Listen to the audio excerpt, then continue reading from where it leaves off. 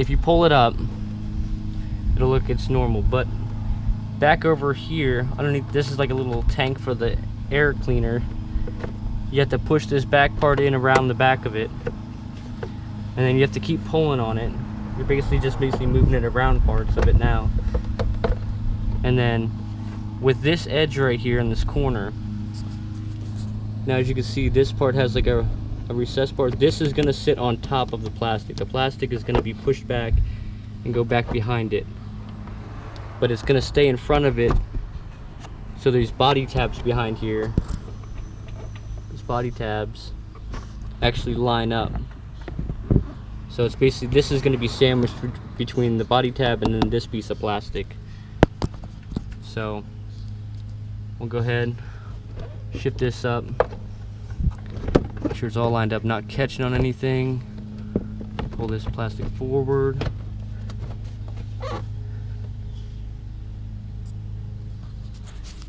And as you can see, it's all lined up. And this plastic right here actually has like a recessing to go around this molding. And you can see the hole back there when I can push it up and around. So basically all you're gonna do, you're just gonna take those little push clips. Show you guys one of them. Basically all it is a little push clip. So when you push it into the body, when this part of it's not in, it'll squeeze together. Once you shove this piece into it, it's like a little keyway. You just have to line up the markings on them. You shove it in there. You shove this clip in, and the clip basically expands these hooks out so it doesn't go anywhere. So we'll go ahead and we'll shove one up here.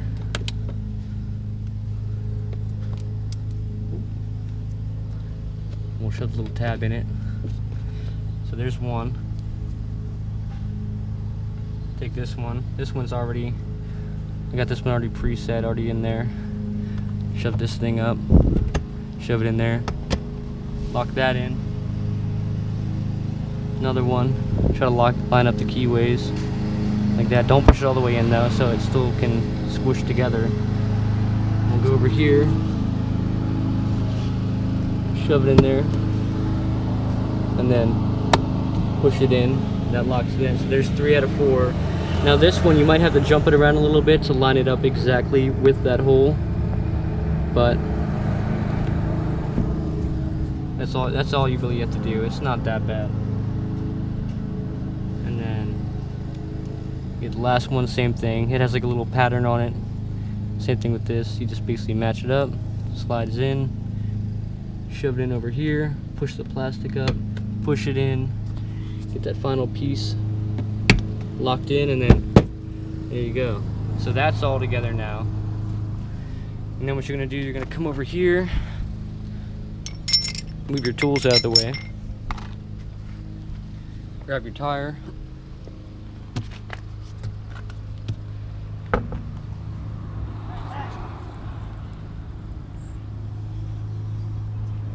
then you're gonna take your tire, put the tire back in place, and then go ahead and run your lug nuts on by hand at first, just so it can hold the rim in place. And then the torque specs for the torque specking for the lug nuts are going to be 80 foot-pounds. I'm just going to do it by hand because I have a good feel for it already. I've done it a couple times now on multiple cars, so I have a good general idea on how much it is. 80 foot-pounds, it's really not that much. You don't have to really bear down on it like anything crazy. Like now, if it was like a bigger truck or something with like 140, 150 foot-pounds, that's a decent amount. And then you can even follow it up with a little tool.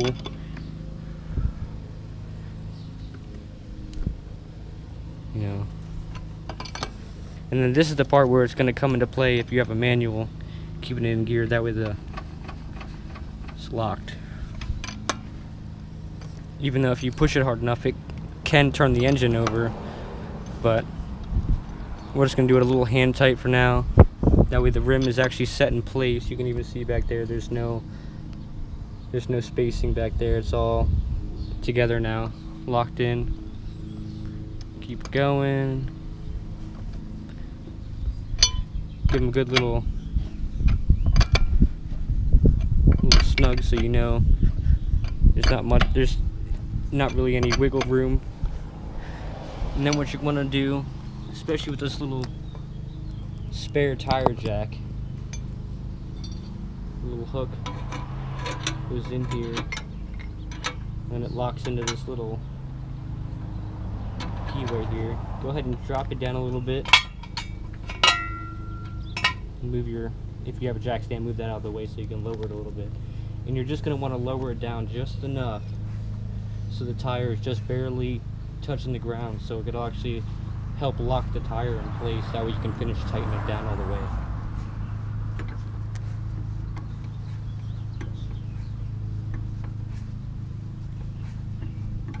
And another good tip to remember is the jacking points on this car. I would always go, do not jack it on this body panel because this thing will crease in. You're going to want to try to jack it up somewhere along this pinch weld.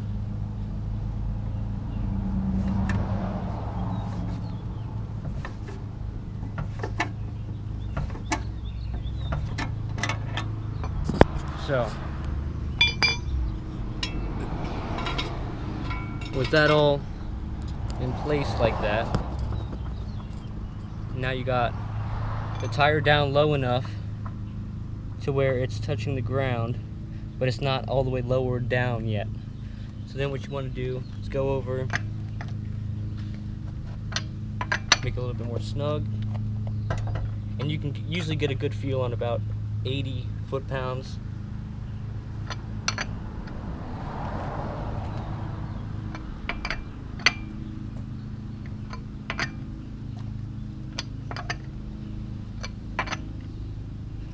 Always want to double check them.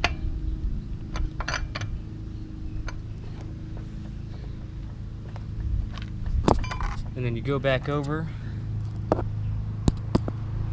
to your jack. Now this is the part when you can finish lowering it all the way back down to the ground.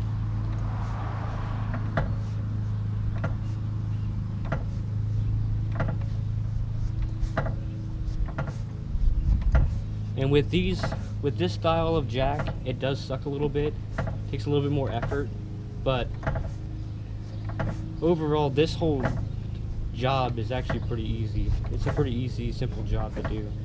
It's definitely helpful for routine maintenance, especially since it's spinning one of your main components, the water pump.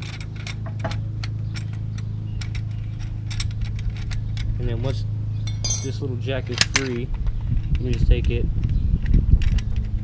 push it down, give it a little bit of pressure on it to help it drop a little bit faster.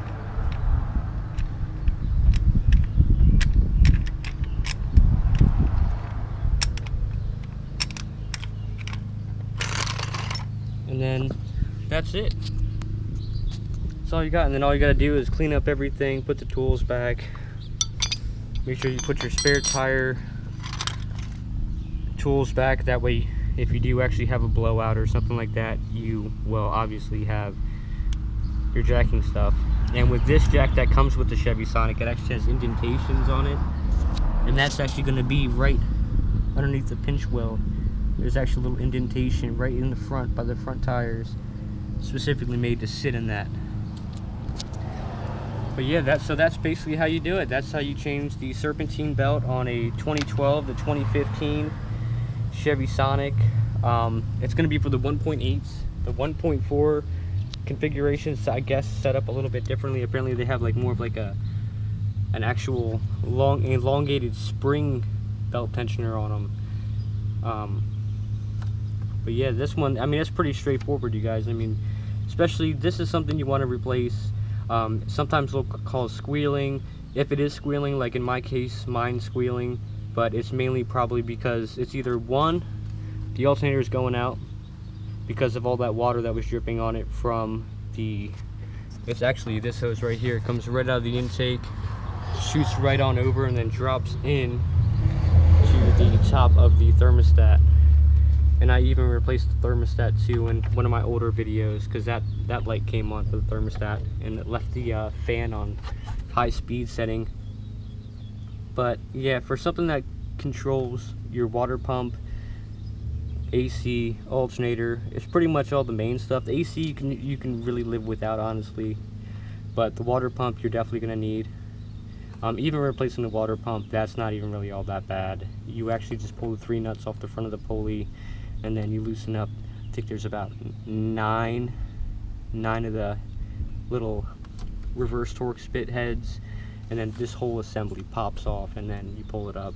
But you can only remove it if you remove the pulley head first. But in order to remove the pulley head, you have to remove the serpentine belt to remove the pulley head. So yeah, but that's gonna do it for changing the serpentine belt on the 2012 to 2015 Chevy Sonic 1.8 liter Ecotech engine. If you have any questions, feel free to go ahead and comment down below, ask me. I'll go ahead and get back to you as soon as I can. If you thought this video was helpful in any way, go ahead and like. Go ahead, and if you want to see more videos related to this or other car related videos, or even the Chinese ruckus I have, the Chuckus, go ahead and subscribe to my channel. And like always, if you can, go ahead and share it on Facebook. Go ahead and get me out there. I'm trying to put some more videos out for this, just in general, just to make people more aware, like how easy it is to work on your own car. It's really not that bad of a job, and plus it'll save you tons of money in the long run. I mean, just tons of money, especially with this engine. This whole setup configuration, it looks like it's intimidating, and it sounds like it would be since it's a newer car, but it's really not. It's pretty basic, honestly. Everything about it's pretty simple. I mean, minus the electronic thermostat. That's kind of a stupid idea. I would have just stuck with an old spring setting. But anyways, if you liked the video, let me know. But for that, you guys now know how to change your own serpentine belt. See you guys.